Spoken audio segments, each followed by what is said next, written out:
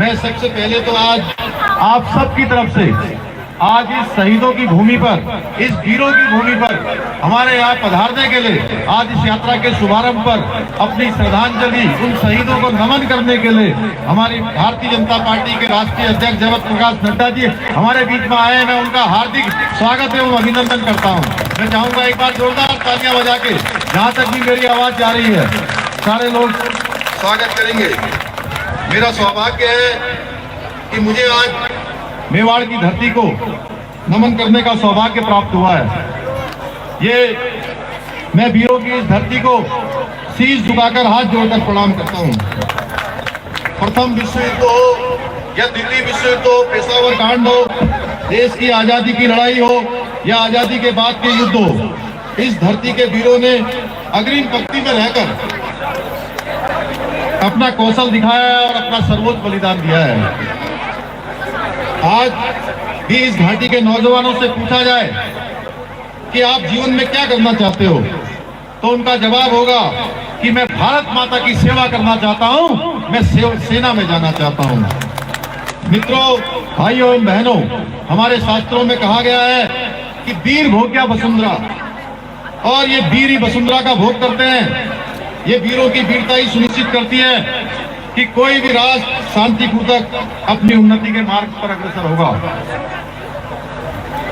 ये हमारे देश के लिए गौरव की बात है कि हमारे देश के वीर सैनिकों ने आजादी के बाद से हुए हर संघर्ष में अपने वीरता और शौर्य का परिचय दिया है। चाहे वो 1962 का भारत चीन का युद्ध हो या 1965 व 71 का पाकिस्तान का युद्ध हो, चाहे विपरीत परिस्थितियों में कारगिल की चोटियों पर लड़ा गया युद्ध हो या सितंबर 2016 या 2019 में सर्जिकल स्ट्राइक द्वारा पाकिस्तानी सैनिकों और आतंकवादियों का खात्मा करना हो, हर जगह सेना के वीर जवानों ने दिखा दिया है कि भारत पर आक्रमण करना तो दूर, कोई आग भी उठाएगा तो भारत की सेना उसको नेस्तनाबूद कर देगी।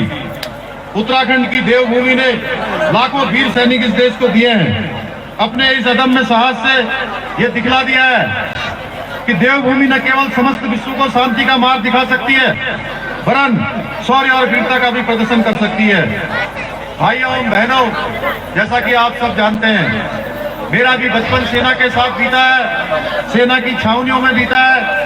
मैं एक सैनिक पुत्र होने के नाते ये मेरे लिए गर्व का विषय है कि आपके समक्ष आज मैं उपस्थित होकर हमारे देश के लिए, चाहे वो प्रथम युद्ध हो या द्वितीय विश्व युद्ध हो, जिन्होंने अपने देश के लिए अपने प्राणों का बलिदान दिया है, अपनी शहादत की है, उन सभी को आज नमन करने का अवसर मेरे सामने आया है। मित्रों, मैंने सैनिक की वीरता बाल्यकाल से ही देखी है, पर मैंने उनके परिजनों के संघर्ष को भी देखा है। मैंने उस माँ बाप के दर्द का देखा है जिसका बेटा देश की आन बान के लिए लड़ रहा है। मित्रों, कितना संघर्ष है एक सैनिक के जीवन में, परंतु इसके बावजूद भी वो दृढ़तापूर्वक अपने देश के स्वाभिमान को बचाने के लिए हमेशा तत्पर रहता है। वीर शहीदों का सम्मान करने की हमें योग्यता नहीं है, परंतु आज हम उनको सम्मानित करने के लिए यहाँ पर आए हैं तो स्वयं को सम्मानित महसूस कर रहे हैं। मैं अपने राष्ट्रीय अध्यक्ष जी का बार बार अभिनंदन करना चाहता हूँ कि उन्होंने कहा कि आज मैं सवाड़ की भूमि में जाऊंगा और वहां जाकर इस पूरी भूमि को प्रणाम करूंगा, उन सैनिक शहीदों को प्रणाम करूंगा, नमन करूंगा। सैनिकों के प्रति हमारी सरकार का और हमारी पार्टी का समर्पण किसी से छुपा नहीं है। अटल जी का शासन हो या हमारे देश के यशस्वी प्रधानमंत्री आदरणीय नरेंद्र मोदी जी का शासन हो, हमने हमेशा ये चाहा है कि देश के लिए जिन्होंने प्राण न्यौछावर करने वाले वीर सैनिकों, उनके परिवार हैं, उनको उनका सही हक मिल सके।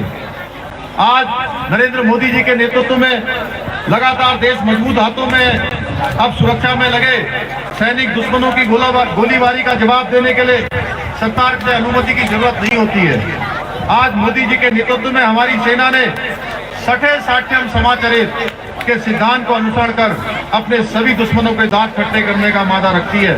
आज सेना का मनोबल अभूतपूर्व रूप से बढ़ा है। अब सेना को निर्णय लेने की पूरी छूट है। हमारी केंद्र और राज्य की सरकार का प्रयास है कि हम शहीदों के अभूतपूर्व योगदान को हमेशा याद रखेंगे। इसके लिए उत्तराखंड की दूर भूमि में एक सैन्य धाम बनाने की माननीय प्रधानमंत्री जी ने घोषणा की है। हमने 13 जनपदों के सैनिक शहीदों के आंगन की मिट्टी लाकर उसे सैन्य धाम के निर्माण में शामिल कर उनके बलिदान से आगामी पीढ़ियों को प्रेरणा लेने का कार्य भी हम करेंगे। मोदी सरकार सैनिकों का दर्द समझती है। यही वजह है कि हमने सैनिकों और पूर्व सैनिकों के लिए बहुत सारी योजनाएं शुरू की हैं। सीमा पर मोदी सरकार ने आज ऑल वेदर रोडें बनाई हैं। मेक इन इंडिया के तहत बुलेट प्रूफ जैकेट भारत में बन रही है। मोदी सरकार रक्षा सौदों में दलाली पूरी तरह से खत्म कर चुकी है।